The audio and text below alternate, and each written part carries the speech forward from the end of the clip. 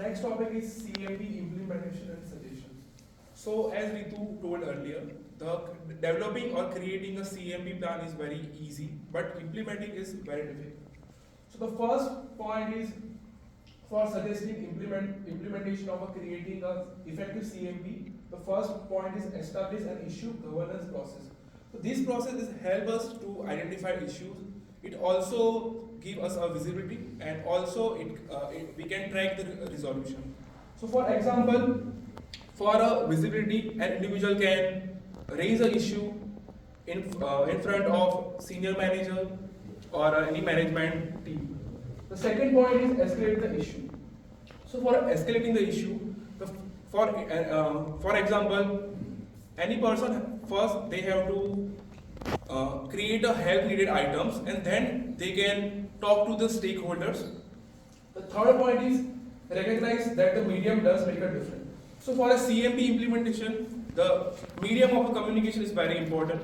So for instance, most of the project manager they prefer face-to-face conversation over a online like video calling, and also they also prefer a hard material rather than electronics, because it's easy for a critical meeting if you use a hard material. The fourth point is role identification can prove helpful.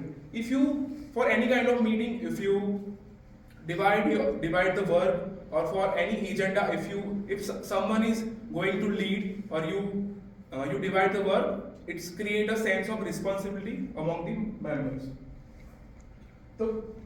The second last point is give visibility to result.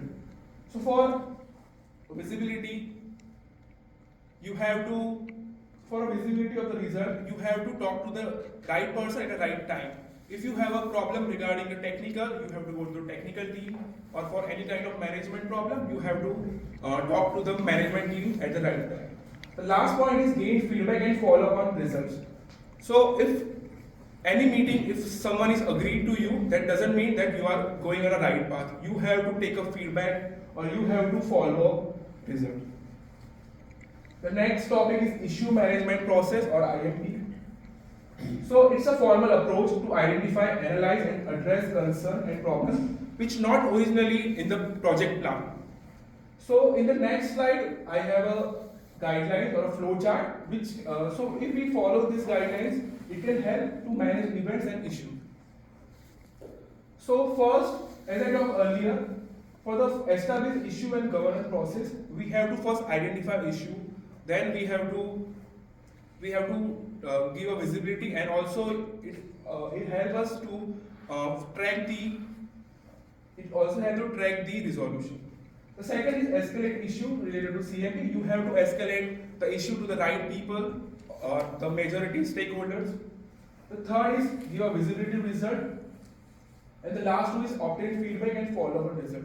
So for a feedback and a follow up, you have to take on a certain interval. You have to take a feedback and a follow up for a positive result. So for our next slide, I would like to call Akshita. Thank you so much.